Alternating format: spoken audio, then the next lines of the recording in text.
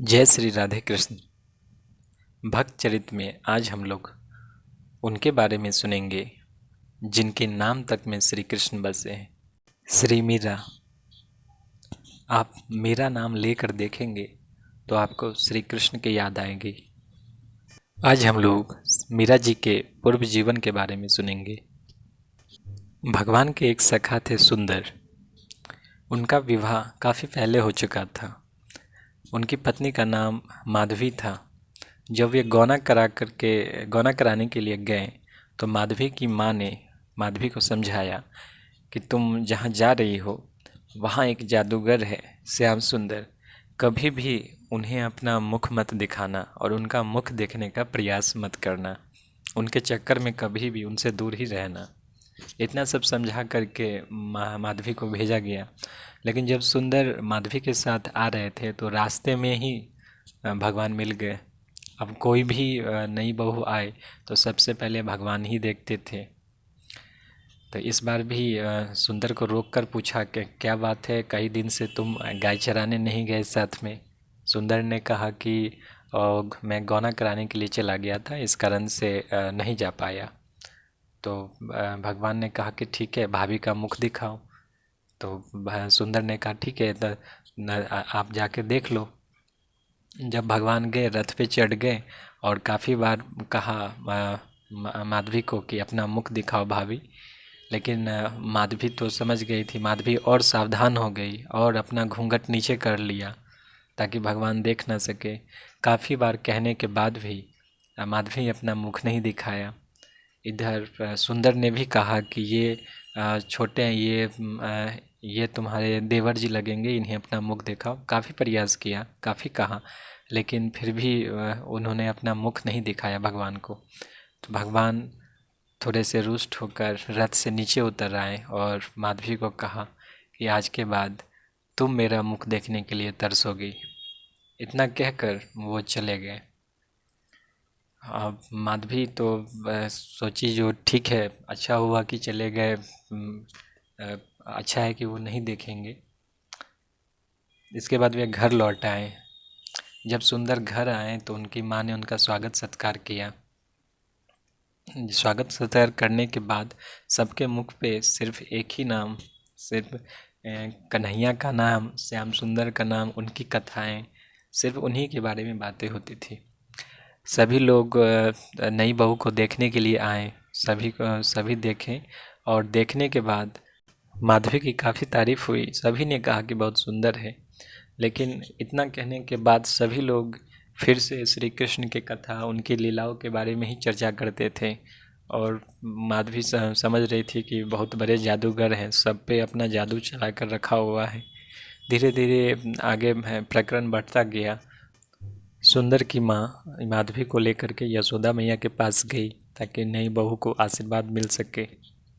सबसे मिली, लेकिन इस बार जब भी कोई नई बहू आती थी तो यशोदा मैया से पहले भगवान ही आकर देख लेते थे। लेकिन इस बार बुलाने पर भी भगवान नहीं आए और माधवी को तो लगा कि यार ठीक है, यहाँ पर भी मैं बच गई। और उधर भगवान भी बोले कि मनसुखा बुला रहा है और वो घर से चले गए, निकल गए बाहर। वो चले गए। उसके बाद गोवर्धन पूजा हुआ। गोवर्धन पूजा के रात में ही बहुत भयानक बारिश हुई और सभी लोग भाग रहे थे। सभी लोग भाग करके गोवर्धन के नीचे आ गए और माधवी भी अपने परिवार समेत गोवर्धन के नीचे थी। माधवी ने एक सखी से पूछा कि हम लोग कहाँ हैं, तो उसने कहा कि एक पहाड़ के नीचे, गोवर्धन के नीचे हैं, जिसका कल पूजा हुआ था। तो माधवी को लगा कि ये ऐसी स्थिति में भी लोग मजाक कर रहे हैं, लेकिन उसे आभास हुआ कि सच में वो किसी पर्वत के नीचे है। तो वो खड़ी होकर, एक ऊंची चट्टान पे खड़ी होकर, वो जहाँ है उस पर्वत का आधार ढूंढने लगी कि पर्वत अगर उठा हुआ है तो किसी न किसी आधार पे तो होगा। हो सकता है नंद बाबा ने बड़े बड़े पत्थर लगवा दिए हों आधार के रूप में, लेकिन उसे कहीं कोई आधार न मिला। ढूंढते ढूंढते उनकी माधवी की नज़र भगवान के नख पे गई। बाएं हाथ के एक उंगली के नख पे उन्होंने पर्वत उठा रहा था। उस नख पे माधवी का ध्यान गया। अब जैसे ही नख को देखा, इतना सुंदर नख वो देखती ही रह गई उस नख को। फिर नख से उंगली तक, उंगली देखा, फिर वो सुंदर भुजाएं देखी, फिर वो कंधे देखी, फिर वो सुंदर मुख देखा, वो सुंदर नेत्र देखे, फिर धीरे धीरे सुंदर हाथ देखे, सुंदर वक्षस्थल देखा, फिर नीचे सुंदर पैर देखे। इस तरह से वो मुग्ध हो गई देखते देखते, और मूर्छित होते होते बची। सभी गोपियों ने उसे बचाया। गोपियाँ समझ गई कि ये इन्होंने पहली बार श्याम सुंदर का दर्शन किया है, इसलिए ऐसा है। क्योंकि ये स्थिति जो पहली बार देखते हैं श्याम सुंदर को, उनकी होती है। आगे सभी गोपियों ने उन्हें घेर कर रखा हुआ था। उनके भुजाओं की वो पूजा कर रही थी और बार बार उनसे हंसी मजाक कर रही थी कि ये पर्वत किन्होंने उठाया है। तो भगवान ने कहा मैंने उठाया है। तो गोपियों ने कहा नहीं, ये तो हमारी श्री जी ने उठाया है। माँ राधा जहाँ भगवान गोवर्धन धारण किए हुए थे, ठीक उनके सामने बैठी थी, उनका पूजन हो रहा था। तो गोपियाँ कई तरह के तर्क प्रस्तुत करती हैं उन्हें। अंत में भगवान भी स्वीकार करते हैं कि हाँ, ये पर्वत श्री राधा की कृपा से ही मैंने उठाया हुआ है।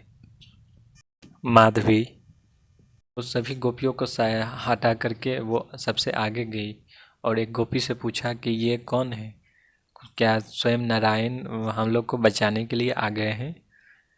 तो गोपी ने जवाब दिया कि इन्हें तुम नहीं जानती यहाँ रह करके? तो बोली नहीं, तो यही कन्हैया है, यही श्याम सुंदर है।